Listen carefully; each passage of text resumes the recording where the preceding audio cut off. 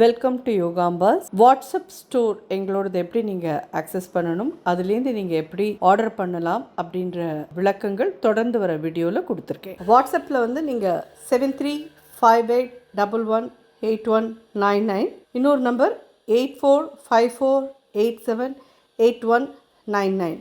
இது ரெண்டையும் நீங்கள் வாட்ஸ்அப்பில் யோகாம்பால் ஷாப் அப்படின்னு சேவ் பண்ணிட்டு வாட்ஸ்அப் வழியாக நீங்கள் கேட்லாகை பார்த்துட்டு உங்களுக்கு என்னென்ன தேவையோ அதை ஆட் டு த கார்ட் கொண்டு வந்துட்டு அதை நீங்கள் வந்துட்டு யோகாம்பாஸ்க்கு ஃபார்வர்ட் பண்ணினீங்கன்னா உங்களுக்கு அந்த திங்ஸ்லாம் நாங்கள் அனுப்பி வைக்கிறதுக்கு ரெடியாக இருக்கோம். ப்ளஸ் அதில் என்னெல்லாம் அவைலபிள் இருக்கோ அது எல்லாமே நீங்கள் பார்க்க முடியும். உங்களுக்கு என்ன தேவையோ அதை நீங்கள் 2 பேக்கெட் 3 பேக்கெட் எப்படி வேணுமோ அதுக்கு தகுந்த மாதிரி நீங்கள் ப்ளஸ் ஆர் மைனஸ் போட்டு நீங்கள் வாங்கிக்கலாம். தேங்க்யூ. வணக்கம், நான் உங்கள் அபிமான யோகாம்பால் சுந்தர். இன்றைக்கி இன்னொரு டிஃபன் கிட்ஸுக்கும் பிடிக்கும், நமக்கும் பிடிக்கும். ஆனால் ரொம்ப டிஃப்ரெண்ட்டான ஒரு இது கர்நாடகாவோட ஸ்டைலு. என்னென்னு கேட்டிங்கன்னா மேங்களூர் பன்ஸ் அப்படின்னு ஒன்று உண்டு.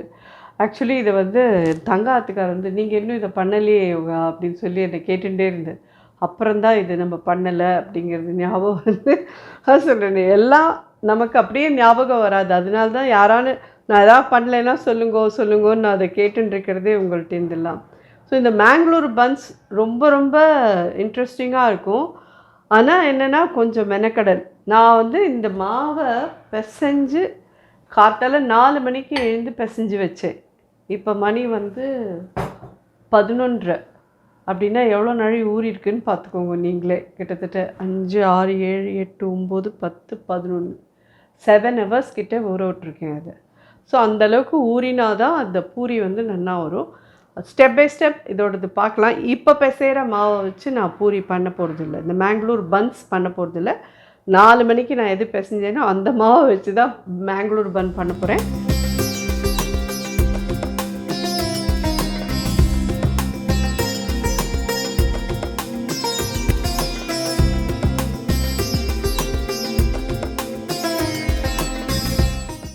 ஸோ இதுக்கு என்னெல்லாம் பிசையணும், எப்படிலாம் பிசையணுன்றது மட்டும் பார்க்கலாம். நல்ல பழுத்து அழிஞ்சுற மாதிரி இருக்கிற வாழைப்பழத்தை நல்லா ஒரு வாழைப்பழம் எடுத்துக்கோங்க. அதில் ஒரு 1/4 டீஸ்பூன் சீரகம், 1 2 3 ஸ்பூன் கிட்டக்க சர்க்கரை போட்டுருங்க. முதல்ல இதை நல்லா நெசுக்கிக்கலாம். கையால் நெசுக்கிக்கோங்க, ஆர் கையில் அந்த ஸ்மாஷர் இருந்தால் ஸ்மாஷரால் இது பண்ணிக்கோங்க. சர்க்கரையும் வாழைப்பழமும் நல்லா மிக்ஸ் ஆகி கரைஞ்சிடணும் சர்க்கரை. இதில் வாழைப்பழம் வந்து நல்ல கனிஞ்ச பழமாக இருந்தால் தான் நீங்கள் இப்படி கையால் தொடுறதுக்கு முன்னாடி அது உருவமே இல்லாத ஆகும். ஸோ இந்த மேங்களூர் பன்ஸ்க்கு வேணுங்கிற உப்பு ஒரு 1/4 டீஸ்பூன்லேருந்து 1/2 டீஸ்பூன் போட்டுக்கோங்க போகிறோம். இது பேக்கிங் சோடா ஒரு 1/4 டீஸ்பூன் போட்டுருங்க. ஒரு 1/4 கப் தயிர்,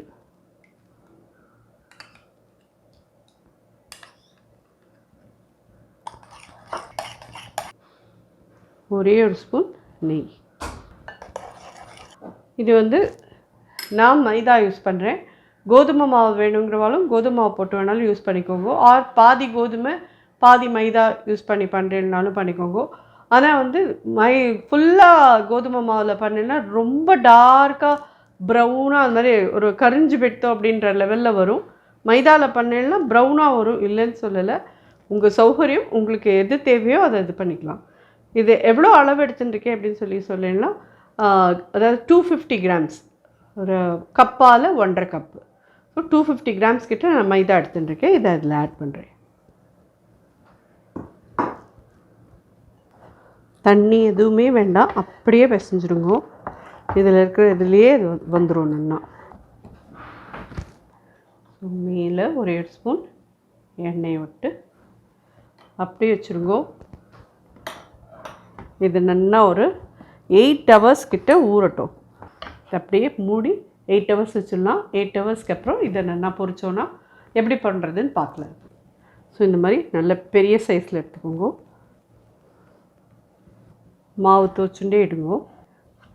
நல்லா ஒரு 8 மணி நேரம் கழித்து இதை எடுக்கிறதே நல்லா ஒரு தடவை திருப்பி அழுத்தி பிசைஞ்சிட்டு அதுக்கப்புறமா நீங்கள் இதை பூரியாக இட ஆரம்பிங்க. கொஞ்சம் திக்காக தான் இருக்கணும். ரொம்ப மெல்லிசாலாம் இல்லாத கொஞ்சம் திக்காக அந்த மாதிரி இட்டுக்கோங்க. இந்த மாதிரி எடுத்து வச்சுக்கலாம். யூஸ்வலியே உங்களுக்கு நம்ம பூரிக்கு எடுக்கிறத விட மாவு ஜாஸ்தியாக எடுக்கணும்னு தெரியும் உங்களுக்கு. பார்த்தீங்கன்னா திக்காகிட்ருக்கும். இந்த மாதிரி ஒரு 4-5 இட்டுட்டு வந்து பார்க்கலாம். ஸோ இந்த மேங்களூர் பன்ஸ்க்கு வந்து ஒரு கோகனட் சட்னி, இது வந்து ஒரு 1/2 கப் தேங்காய், திருகின தேங்காய், ஒரு சின்ன பீஸ் இஞ்சி, 2 பச்சை மிளகா, இல்லைன்னா 1 டேபிள் ஸ்பூன் கிட்டக்க பொட்டுக்கடலை, கொஞ்சம் உப்பு, இதை வச்சு கொஞ்சமாக தண்ணி விட்டு கெட்டியாக அரைச்சின்னு ஒரு 1/2 டீஸ்பூன் கிட்ட உப்பு வச்சுருக்கேன். இதை கெட்டியாக அரைச்சின்னு வந்துடலாம். ஸோ எண்ணெய் நல்லா காஞ்சிட்டு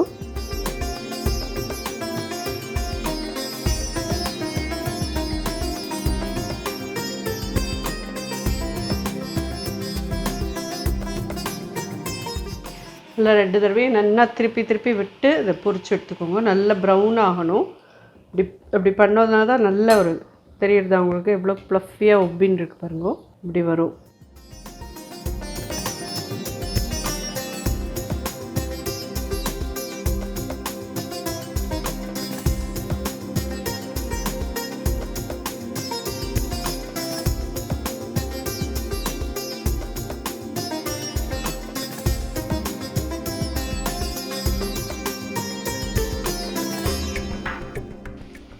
பார்த்தீங்கன்னா இது மாதிரியே இருக்கும். இது இவ்வளோ ஜோராக இருக்கு பாருங்க. ரொம்பலாம் எண்ணெய் இல்லாமல் ஒன்றும் இதாக இருக்காது. நான் கூட நினச்சேன் இது நல்லா ரொம்ப நாளை ஒரு 8 மணி நேரம் ஊறுறதுனால எண்ணெய் குடிக்குமோ அப்படின்னுலாம். எண்ணெயெல்லாம் குடிக்கவே இல்லை, நன்னாவே இருக்குது.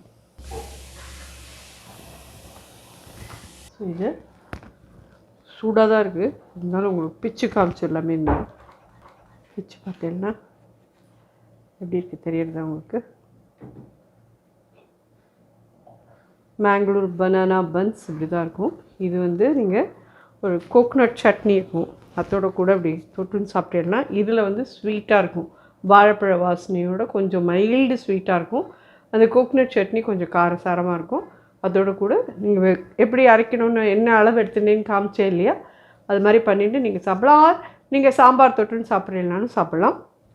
பட் இது பாருங்க, கையில் தான் வச்சுருக்கேன், எண்ணெயெல்லாம் ஒன்றும் இல்லை பாருங்க. கண்டிப்பாக சாப்பிட்றலாம். ஹோப் இது உங்கள் எல்லாருக்கும் ஒரு நியூ டிஃபனாக இருக்கும்னு நினைக்கிறேன். நிறைய பேர் பண்ணின்னு இருப்பேன், இல்லைன்னு சொல்லலை.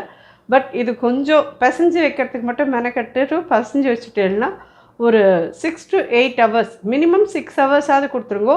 அப்புறம் ஒரு 8 hours கழிச்சு இருந்ததுன்னா கூட ஓகே. பொரிச்சு எடுத்தேன்னா நன்னாவே வரும். கண்டிப்பாக எண்ணெயெல்லாம் குடிக்கல, ரொம்ப நன்னா இருக்குது. ட்ரை பண்ணி பார்த்துட்டு எப்படி இருந்து ஃபீட்பேக் சொல்லுங்கள். நன்றி.